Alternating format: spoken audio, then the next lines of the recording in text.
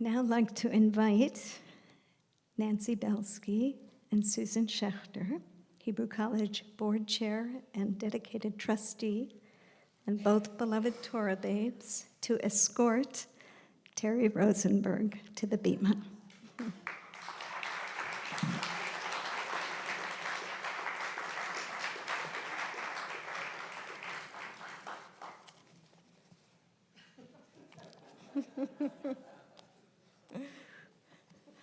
There's a lot of history here.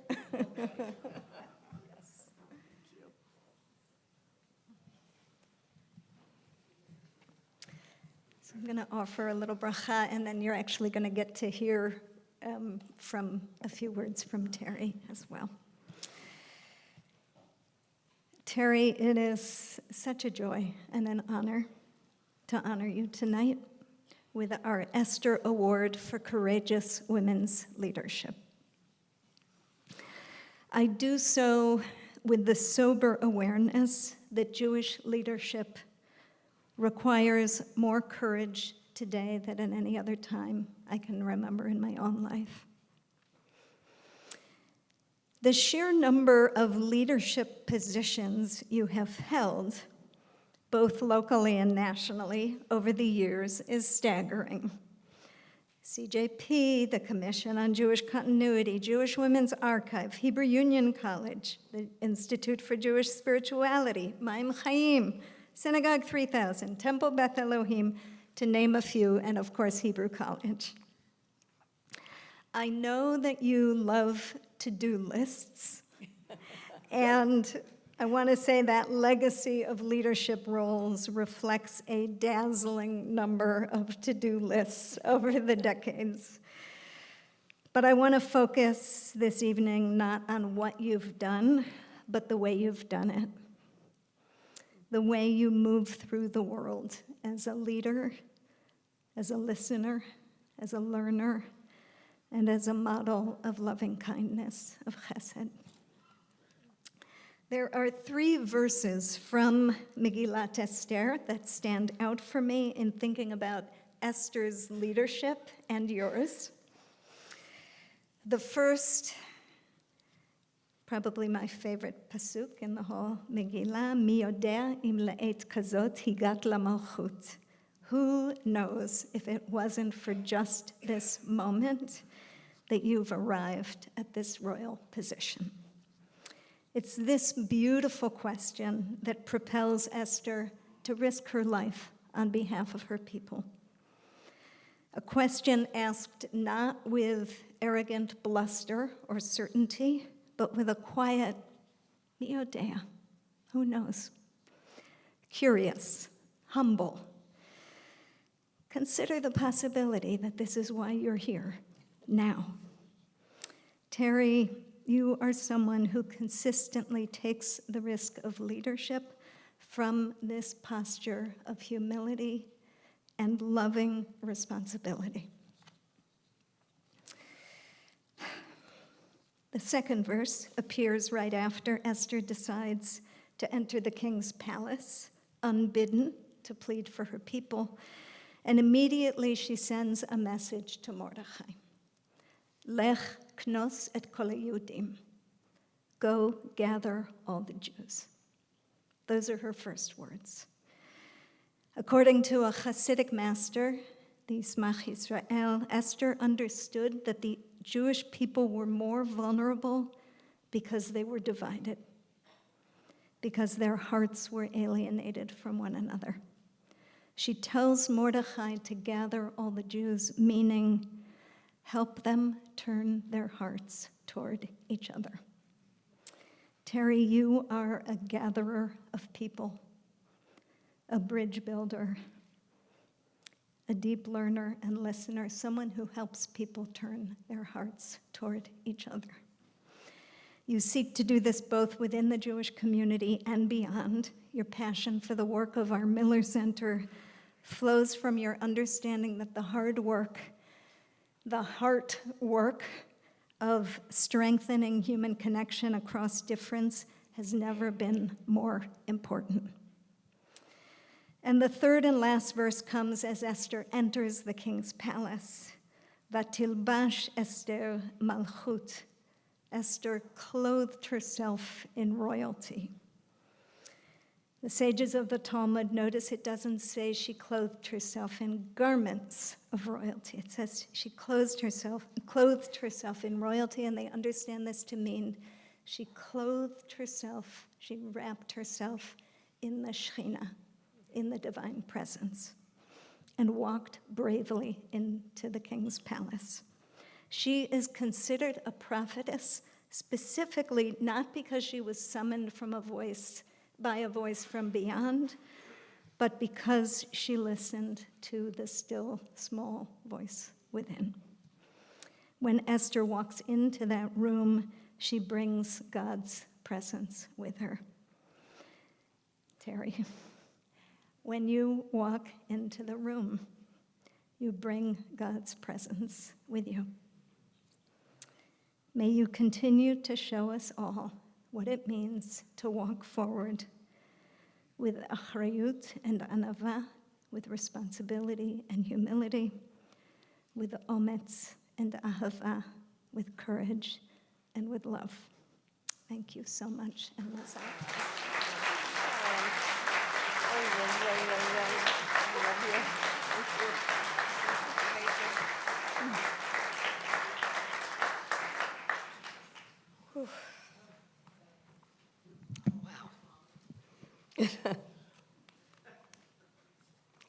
They only gave me 5 minutes. You know, the best advice I received before I got married was that just before walking down the aisle, when the impulse is to rush forward, I should pause and just take in the love and feel the sanctity of the moment. I really feel like this is one of these sacred moments, except thankfully I don't have to cover the catering costs.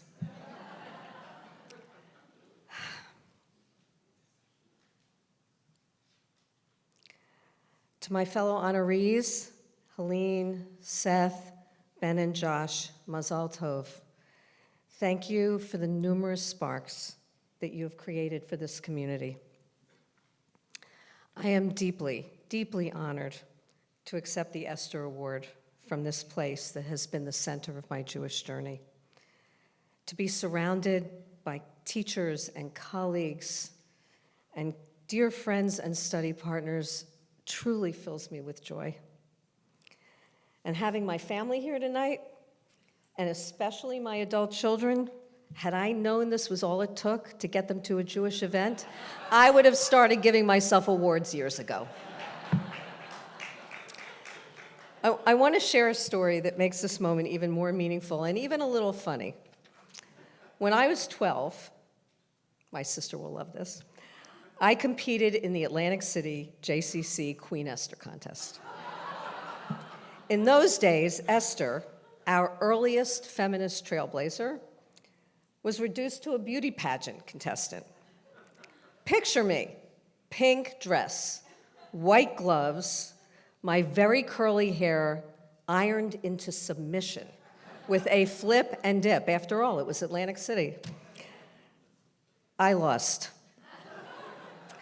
But what I didn't know then was that one day I would receive an award, an Esther Award, that really mattered.